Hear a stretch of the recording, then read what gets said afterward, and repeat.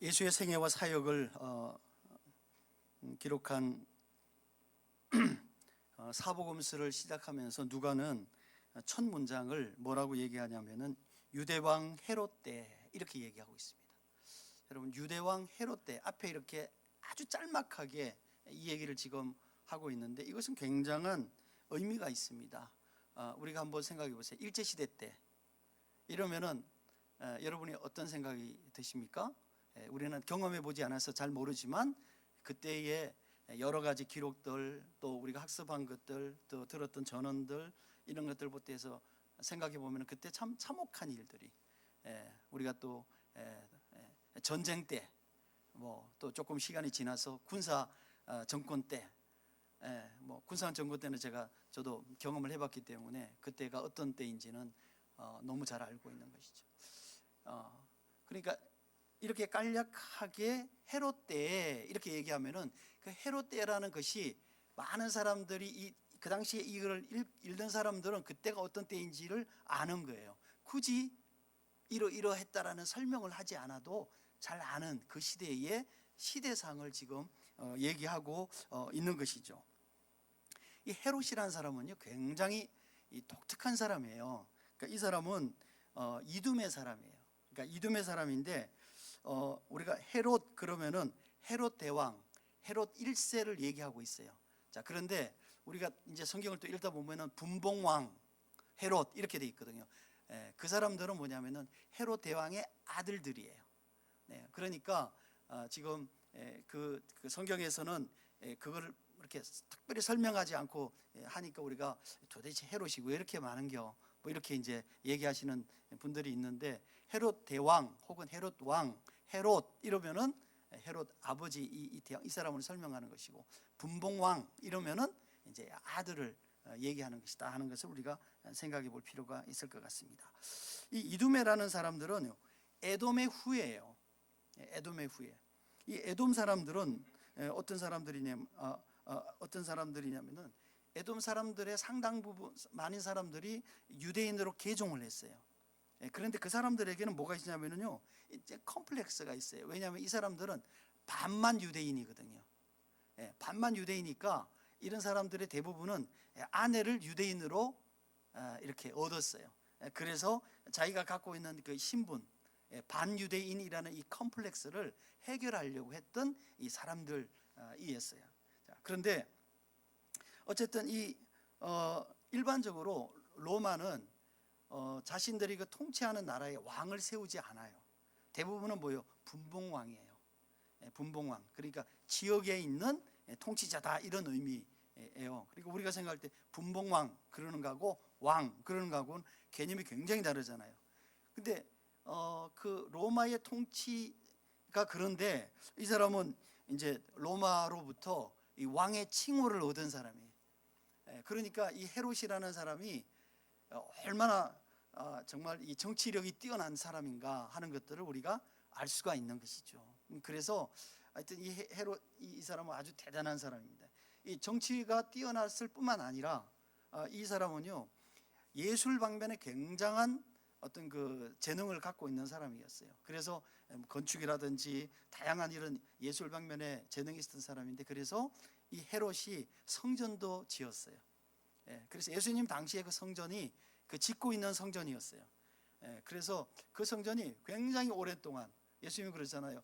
우리가 지금 40년을 이 건축을 하고 있는데 이 성전을 너가 사흘 만에 헐고 세우겠느냐 이렇게 헐고 사흘 만에 세우겠느냐 이 얘기 하잖아요. 그러니까 이 성전이 BC 20년경에 시작을 해서 AD 60년경에 만들어지는, 그러니까 자기도 죽고 난 이후에 만들어지는 이 성전을 세우고 다양한 예술적인 방면에 그런 일들을 하는 겁니다. 그래 따라서 이 헤롯은 굉장한 야심가고 또 상당한 또 예술적 재능도 갖고 있는 아주 뛰어난 사람이에요. 그런데 이 사람은 굉장한 또 폭군이에요. 그러니까 어떻게 보면은 상당히 다양한 면들을 가지고 있는 사람이다 하는 것을 우리가 생각할 수 있을 것 같습니다. 다른 성경에 보면은요, 특별히 시대적 상황이나 시대를 잘 얘기하지 않아요. 근데 누가복음을 보면 누가는 상당히 여러 번에 걸쳐서 그 때가 어느 때였다, 세상적인 어떤 시간이 어느 때였다 하는 것을 매우 정확하게 잘 기록하고 있어요. 그러니까 많은 사람들이 이 누가를 일으켜서 뭐라고 얘기도 하냐면은 역사가다 이렇게 얘기를 하기도 합니다. 그래서 역사가 누가 이렇게 얘기를 하기도 하는 것이죠. 그런데 여러분 생각해 보세요. 누가는 왜 이 복음서에서 자기가 이 복음서를 기록하면서 세상의 때를 하나님의 예언과 하나님의 그 예언의 성취가 되는 것을 이렇게 함께 같이 맞추어서 기록을 했을까요? 우리가 그것을 되게 중요하게 한번 생각을 해볼 필요가 있습니다. 그 이유는 두 가지가 있습니다. 첫 번째는 뭐냐면은 누가복음의 대상이 이방인들이에요. 그 시리아에 있는 이방인들이라 그랬습니다. 이방인들이기 때문에 그들의 이해를 도우려면 뭐가냐면 이때가 누구 왕 때 일어났다, 누구 때에 이 일이 있었다 하는 것들을 얘기를 하는 거예요. 그래야지만 그 사람들이 뭐예요? 이때에 이 일이 있었구나, 이때에 이 일이 있었구나 하는 것을 정확하게 이해하고 있는 것이죠. 네.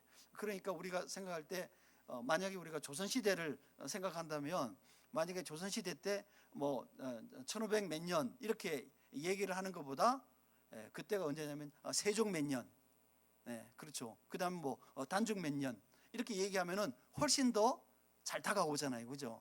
그리고 그때의 시대상이 그려지는 거죠.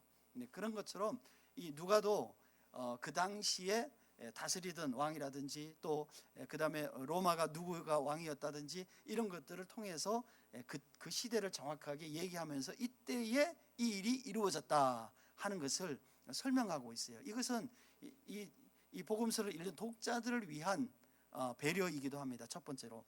두 번째는 뭐냐면은 이 예언이 항상 이 하나님의 나라, 이 예언은요, 이 세상 일과 충돌을 일으켜요. 그러니까 그 충돌이 일어나는 이 세상이 지배하는, 사단이 지배하는 이 세상과 하나님의 나라가 도래함으로 인해서 일으켜지는 이 충돌이 언제쯤 일어났던가, 그때의 상황이 어땠던가 하는 것을 설명하고 있는 거예요. 그러니까 이 두 가지가 함께 모여져서 누가는 항상 그런 시대적 상황을 얘기하고 있다 하는 것을 우리가 생각해 볼 필요가 있습니다. 다른 복음서의 기록자들과 다르게 누가는 세례 요한과 예수님의 이 출생에 대해서 매우 자세하게 기록하고 있어요. 특별히 본문 10절과 11절에 보면 주의 사자가 성전에서 분향 중이던 사가랴에게 나타납니다. 오늘 우리가 읽었던 이 본문에 보면은 많은 사람들이 이 장면을 너무 쉽게 생각하고 그냥 넘겨요. 사자가 나타났구나. 그래서 여느 때와 같이 다른 때 우리가 구약이나 또 다른 성경에서 우리가 하나님의 사자가 사람들에게 나타나는 것처럼 생각을 합니다. 물론 그와 같이 나타나는 거예요. 그러나 이 장면은요, 굉장히 중요한 의미가 있어요. 왜냐하면 이 장면은 구약과 신약을 연결하는 그런 장면이에요. 구약과 신약을 연결하는 장면이에요. 왜냐하면 구약의 마지막 선지자는 말라기예요. 말라기 선지자죠. 우리가 구약 성경의 맨 마지막에 있는 이 말라기예요. 이 말라기는 언제 쓰여졌냐면은 이스라엘 백성들이 바벨론으로 포로로 잡혀갔다가 70년 만에 돌아와서 그때 쓰여진 성경들이 몇 개 있어요. 에스라, 느헤미야, 에스더 이런 이제 성경들이 그때 쓰여졌는데 그 중에서 맨 마지막에 쓰여진 학개, 그 다음에 말라기 이렇게 쓰여졌어요. 그러니까 말라기가 맨 마지막에 쓰여졌는데 그때가 언제냐면은 기원전 420-30년쯤 되는 거예요. 그러니까 420-30년쯤 되고 그 다음에 이제 신약이 기록이 됐으니까 그 기간 동안에는 하나님께서 말씀하시지 않으셨어요. 하나님께서 선지자를 보내지 않으셨어요. 그래서 우리가 그 기간을 뭐라고 얘기하냐면은 침묵의 시간이다, 혹은 신구약 중간기다, 뭐 등등 이렇게 얘기를 합니다. 그래서 이 400년의 침묵을 깨고 하나님께서 그의 사자를 스가랴에게 보내셔서 말씀하시는 이 일, 이게 여러분 한번 생각해 보십시오. 이게 보통 일이 아니겠죠. 한번 생각해 보세요. 선지자들이 계속 얘기를 하는 것도 보통 일이 아닌데 이 400년의 침묵을 깨고 지금 스가랴 가브리엘 천사가 스가랴에게 와서 다른 사람도 아닌 다른 곳도 아닌 그 성전 안에서 그 성전 안에서 지금 단둘이 지금 얘기를 하고 있다. 이것은 굉장한 사건이다. 이렇게 우리가 생각해 볼 수 있습니다. 따라서 그 내용을 우리가 한번 좀 살펴보려고 합니다. 우리 첫 번째, 때가 참해. 우리가 이 얘기를 많이 듣죠. 첫 번째 저희가 때가 참해. 이 때가 참해의 의미가 뭔가 한번 저희가 같이 좀 알아보도록 하겠습니다. 같이 한번 갈라디아서 4장 4절과 5절 저희가 같이 한번 읽겠습니다. 시작. 때가 참해 하나님이 그 아들을 보내사 여자에게서 나게 하시고 율법 아래 나게 하신 것은 율법 아래에 있는 자들을 속량하시고 우리로 아들의 명분을 얻게 하려 하심이라 이렇게 돼 있어요. 네, 지금 이 갈라디아 4장 4절과 5절에서 설명할 내용이 너무 많습니다. 그런데 어쨌든 오늘 본문에 따라서 우리가 이게 때가 참해라는 의미가 무엇인가 하는 거 우리가 잠깐 여러분에게 설명을 좀 드리도록 하겠습니다. 이 성경에서 예수님께서 이 땅에 오신 그 타이밍을 그 타이밍을 뭐라 하면 성경은 때가 참해 이렇게 얘기하고 있어요. 그 때가 참해라는 것은 뭐냐면 그 때가 무르익었다 이런 거예요. 자, 그런데 이 때가 무르익었다는 것을 제가 도대체 무슨 의미인가라는 것들 한번 좀 생각해 보려고 원문을 한번 찾아봤어요. 원문을 찾아봤더니 원문에 이렇게 되어 있어요. 죄송합니다. 제가 원문을 읽어보면 토 플레로마 토 크로노 이렇게 되어 있어요. 그러니까 플레로마 하는 것은 뭐냐면은 가득 차다 이런 뜻이에요. 차다 이런 거예요. 그러니까 찼다는 얘기는 뭐냐면은 언젠가 제가 설명을 드린 것처럼 이 잔에 물이 찼는데 물이 꽉 차 있는 거예요.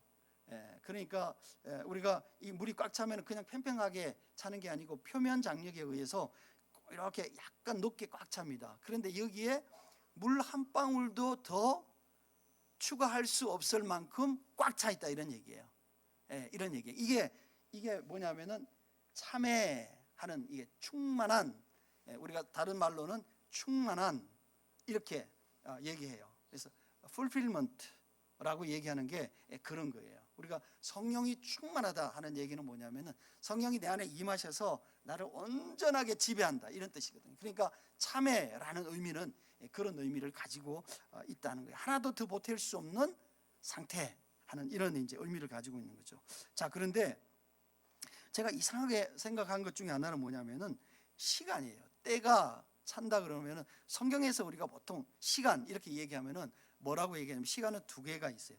그 시간을 일컫는 말이 하나는 크로로스예요. 이거는 흘러가는 시간이에요. 우리의 삶 가운데 흘러가는 시간. 하나는 뭐냐면 카이로스예요.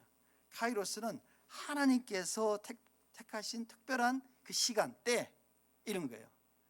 우리가 찬양도 그런 거 있잖아요. 주님의 시간에 in his time, in his time 이런 찬양이 있잖아요. 그런 것처럼 하나님께서 정하신 그때 이런 건데 제가 당연하게 제가 생각할 때는 이게 카이로스구나 라는 생각을 했어요. 근데 제가 원문을 찾아보면서 읽어보니까 뭐라고 했냐면 그게 카이로스가 아니고 크로로스 이렇게 되어 있는 거예요. 그래서 제가 도대체 이게 무슨 의미지? 세상이 흘러가는 시간인데 꽉 찼어. 타이밍이야. 이게 제가 이해가 잘 안 된 거예요. 그래서 제가 이거를 이제 앞뒤 전후 문맥을 좀 살펴보면서 묵상하면서 제가 그런 생각이 든 거예요. 이거는 하나님께서 계획하신 시간이라기보다는 하나님께서 세상에 우리를 구원하시기 위해서 예수님을 보내야 되는 상황인 거예요. 그 얘기는 뭐냐면 이 세상에 악이 만연하고 악이 충만해서 이대로 두면 안 되는 시간, 더 이상 뭐가 없는 시간? 희망이 없는 때, 더 이상 희망이 없는 때가 지금 도래해 있다는 거예요. 그러니까 그 당시에 사람들의 이제 이 사람들의 삶의 모습이라는 것이 더 이상 희망을 찾을 수 없는 이때에 가장 악독한 시대, 라는 의미를 가지고 있다는 거예요. 그러니까 그때에 하나님께서 뭐예요? 자기 아들을 이 땅에 보내셨다, 이런 의미로 저는 해석이 되더라고요. 그래서 우리가 한번 이런 측면에서 우리가 잘 아는 그 성경 구절 하나를 생각해 보면은 요한복음 3장 16절이에요. 하나님이 세상을 이처럼 사랑하사 독생자를 주셨으니, 이렇게 돼 있어요.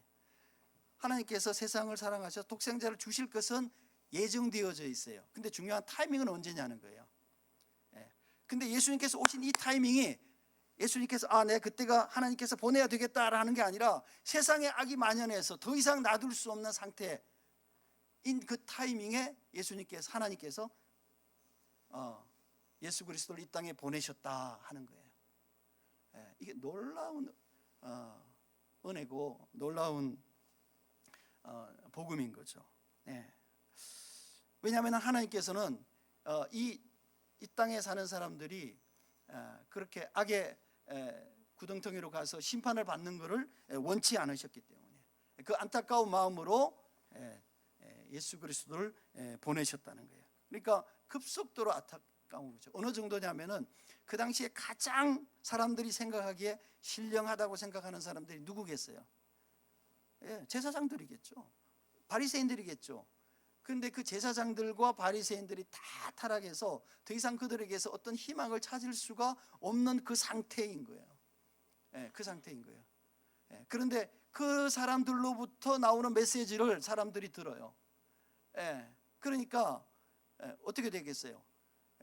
계속 오염되어져 가는 거죠. 계속 오염되어져 가는 이런 상태에서 그들을 보냈다 하는 것을 우리가 생각해 보면은 때가 참에라는 의미가 그런 의미다. 단순하게 우리가 하나님께서 정하신 그 시간에가 아니라 하나님께서 더 이상 견딜 수 없는 이 악의 만연한 세상에 이대로 두면 안 되겠다라고 생각하는 그 타이밍에 하나님께서 보내신 것이 결국은 뭐냐면은 우리가 흘러가는 시간 가운데 하나님께서 보내신 것이다, 이렇게 해석할 수밖에 없다는 거예요. 두 번째 우리가 생각해 보면 이렇습니다. 400년간의 침묵이에요. 400년간의 침묵. 13절 우리가 한번 같이 읽어보도록 하겠습니다. 자, 시작. 천사가 그에게 이르되 사가랴여 무서워하지 말라. 너의 간구함이 들린지라. 내 안에 엘사벳이 내게 아들을 낳아 주리니 그 이름을 요한이라 하라. 이렇게 돼 있어요. 아까 말씀드린 것처럼 이 구약의 마지막 성경, 이 말라기, 그러니까 이로부터 이 음성이 들리기까지가 이 400년이 넘게 걸린 거예요.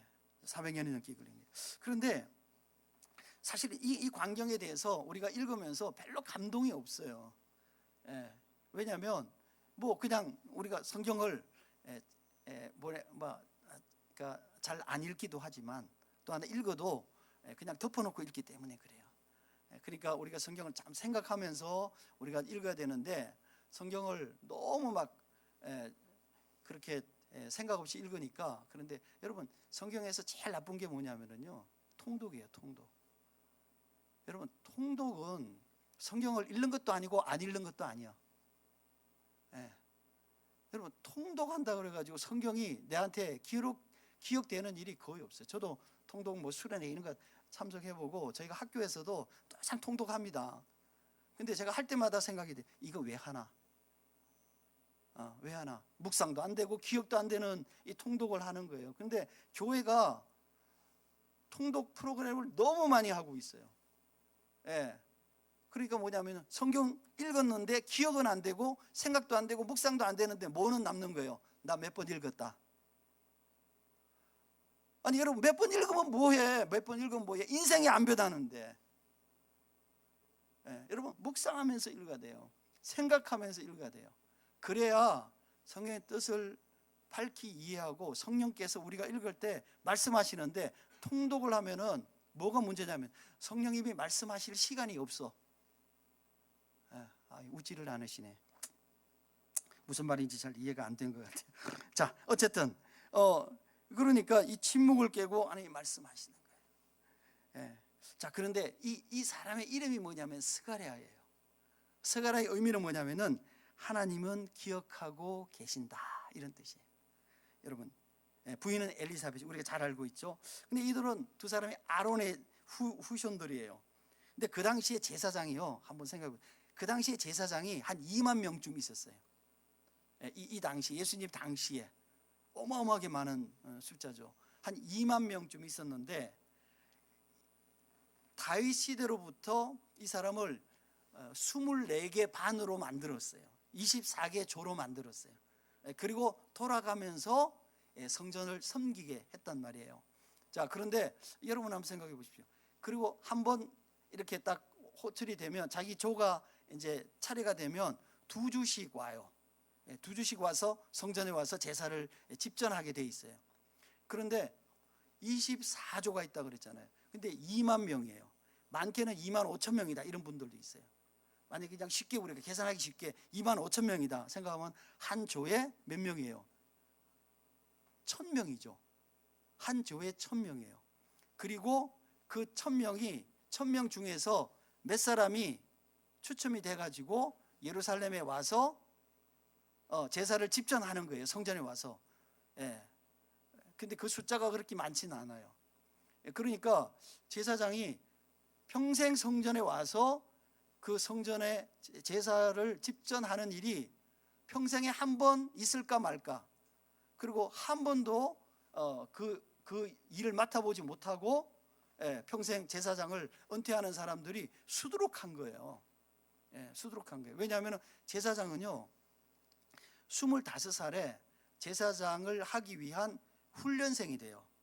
그러니까 트레이니를, 그러니까 25살에 돼요. 그러다가 30세까지 5년간 훈련을 해요. 그리고 30세에 제사장이 됩니다. 정식 제사장이. 그리고 나서 55세에 정년퇴직을 해요. 그러면 제사장을 몇 년 하는 거예요? 25년. 여러분 생각해 보세요. 25년 중에 1,000명이에요. 1,000명 중에 나한테 몇 번의 기회가 있는 거예요? 25번의 기회가 있는 거죠. 그 중에서 내가 뽑혀야 되는 거예요. 25번의 기회 뽑혀야 되는 거예요. 그러니까 대부분의 제사장이 성전에 와서 제사를 집전하는 일을 못하는 경우가 거의 대부분이에요. 자, 그런데 그런 상황인데 하필이면 스가랴가 당첨이 된 거예요. 스가랴가 나이가 많다고 그랬어요. 나이가 많으니까 어떻게 보면은 아마 겨우 아마 당첨되지 않았을까라는 생각이 들기도 하는데, 어쨌든 스가랴가 당첨이 된 거예요. 그리고 스가랴가 그날 어디를 간 거냐? 성전 안으로 들어가서 제사를 드리는 거죠. 집전을 하는 거죠. 그런데 이제 끝나고 나서 나와야 되는 거예요. 끝나고 이제 나와서 이제 축복을 해야 돼요. 사람들이 쫙 앞에 이렇게 있어요. 그럼 나와서 이제 축복을 해야 되는데 안 나오는 거예요. 안 나오는 건데 그 시간에 이 스가랴가 누굴 만난 거예요? 하나님의 사자인 가브리엘을 만난 거예요. 여러분 이 광경을 한번 잘 생각해 보세요. 이 광경은 어떤 광경이냐면은 그 안에 가서 스가랴가 가브리엘을 만난 게 아니라 가브리엘이 스가랴를 기다린 거예요. 여러분 그런 생각 안 드세요? 가브리엘이 스가랴를 그 성전 안에서 기다리고 있었던 거예요. 이걸 우리가 잘 생각해 볼 필요가 있어요. 왜냐하면 이거 우연이 아니에요. 우연이 아니에요. 하나님께서 계획하시고 가브리엘을 보내셔서 성전 안에서 기다리고 있다가 스가랴가 그 추첨, 그 어려운 추첨을 통해서 들어오는 그 성전을 스가랴를 만난 거죠. 그러니까 스가랴가 그걸 뽑은 것은 절대로 뭐예요? 우연이 아닌 거죠. 우연이 아닌 거죠. 하나님께서 계획하신 거라고. 그리고 스가랴를 만난 거예요. 여러분 우리는 가끔 이렇게 생각해요. 우리가 하나님을 만난다 이렇게 생각해요. 아니요 그렇지 않습니다. 여러분 이거는요 잘못된 생각이에요. 하나님이 우리를 기다리시는 거예요. 하나님이 우리를 기다리시는 거예요. 이게 관점이 완전히 다른 거예요. 관점이 완전히 다른 거예요. 하나님이 우리를 너무 사랑하셔서 미리 와서 기다리고 계시는 거예요.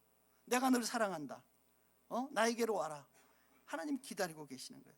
여러분 이거에 대한 굉장히 중요한 한 예가 있어요. 누가복음 15장. 누가복음 15장에 보면은 탕자의 비유가 있죠.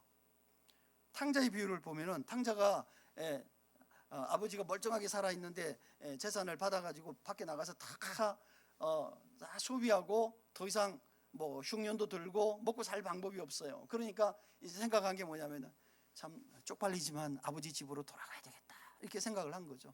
거기 가서 품이라도 내가 해야 되겠다, 품살이라도 해야 되겠다 이렇게 생각하고 집으로 돌아오는 거예요. 돌아오면서 무슨 생각을 했겠어요? 가서 아버지한테 아버지 저 탕자예요. 제발 저 문 좀 열어주세요. 저한테 좀 다시 한번 기회를 주세요. 제가 종이라도 좀 제가 할 테니까 아버지 저를 좀 받아주세요. 어떤 말을 해야 될까 고민하지 않았겠어요? 그런데 의외의 사건이 생긴 거예요. 뭐라 그러냐면은 누가복음 15장 20절에 이렇게 기록되어져 있어요. 아직도 거리가 먼데 아버지가 그를 보고 측연히 여겨 달려가 이렇게 돼 있어요. 우리가 광경을 한번 생각해 보면은 골목길을 돌아서는 거죠. 골목길을 돌아서는데 아버지가 딱 보니까 누구예요? 딱 보니까 둘째 아들인 거예요. 그거는 그냥 딱 보는 순간에 그냥 느껴요. 딱 보니까 아들인 거죠. 여러분 애들이 100명 있어도요 그 중에 누가 울면 엄마는 다 압니다. 걔가 누구 애인지, 내 애인지 아닌지 정확하게 구분해요. 누구 애인지는 모르지만 내 애인지 아닌지는 정확하게 구분해요. 이런 거죠. 아버지가 그 아들을 기다리고 있었던 거예요.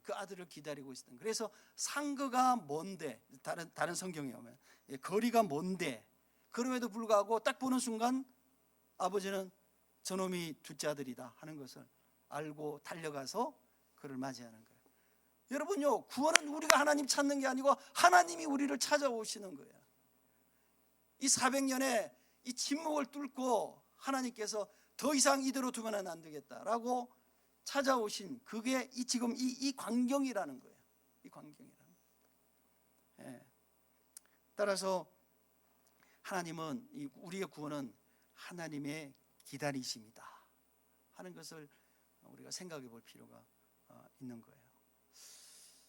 세 번째, 세례 요한입니다. 세례 요한을 우리가 조금 다음에 세례 요한에 관해서 한 번 더 설명할 시간이 있을 거예요. 근데 오늘 세례 요한은 오늘 본문의 말씀에 통해서 세례 요한은 누군가 하는 것을 우리가 한번 생각해 보려고 합니다. 자, 14절에서부터 17절까지 한번 같이 읽어보도록 하겠습니다. 14절부터 시작.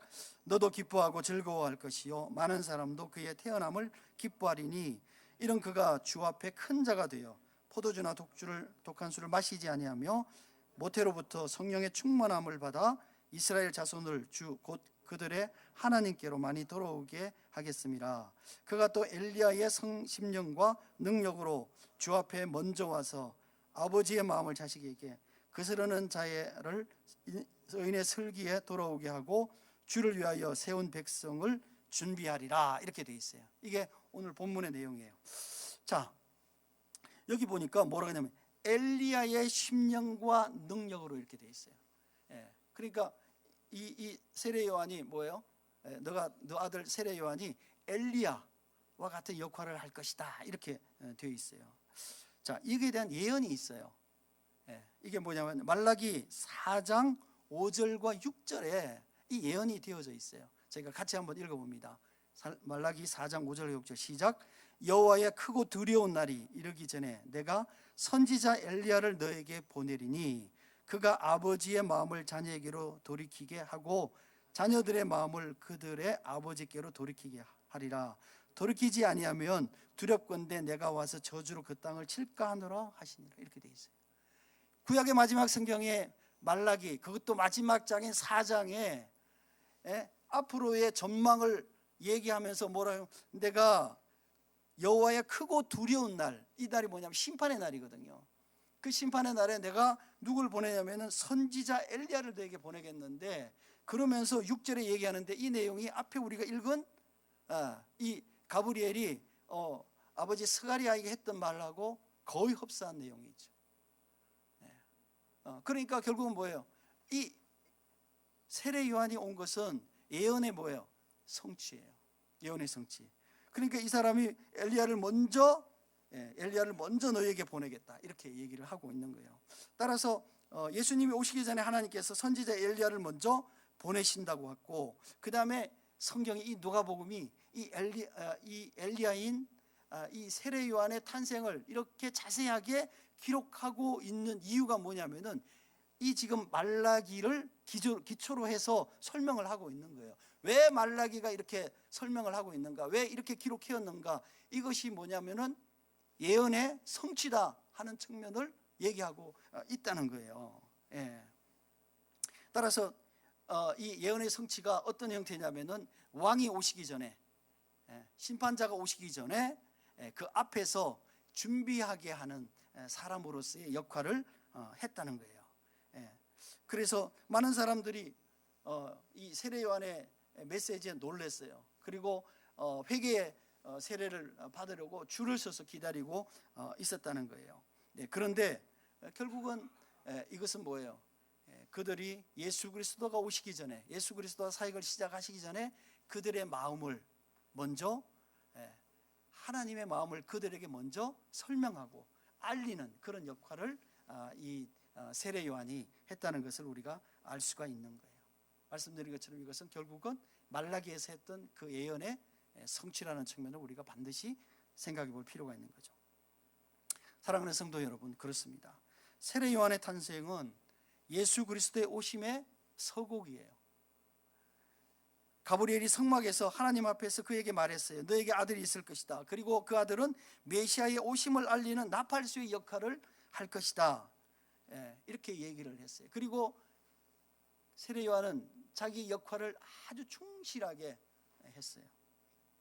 그렇다면 이 말세를 살아가는 저와 여러분, 우리에게는 하나님이 어떤 소명을 주셨을까요? 우리도 역시 예수 그리스도가 오심을 알리는 나팔수의 역할을 하는 거예요. 세례 요한은 예수님의 첫 번째 오심을 알리는 거라면 우리는 예수 그리스도의 다시 오심, 재림을 알리는 나팔수의 역할을 하는 것이 우리에게 주어진 소명인 거예요. 주 예수여 어서 오시옵소서 라고 얘기하는 이 마라나다의 신앙, 이것이 우리가 하나님께서 우리를 부르신 우리의 삶의 목적이고 우리가 불러야 될 이 종말의 찬양의 주제예요. 주님께서는 저와 여러분을 이 종말의 찬양의 찬양단으로 초대하셨어요. 따라서 우리가 그 초대에 우리가 어떻게 응답할 것인가, 그리고 그 찬양의 노래를 어떻게 부를 것인가 하는 이 소명이 우리에게 주어져 있는 것이에요. 여러분이 이 마라나다의 찬양을 어떻게 부르시겠습니까? 이것이 우리가 살아있는 삶의 이유고, 우리가 하나님을 만나기 전까지 우리가 해야 될 하나님께서 우리에게 허락하신 거룩한 소명이라는 것을 다시 한번 생각하는 그런 귀한 시간이 되시기를 축원합니다.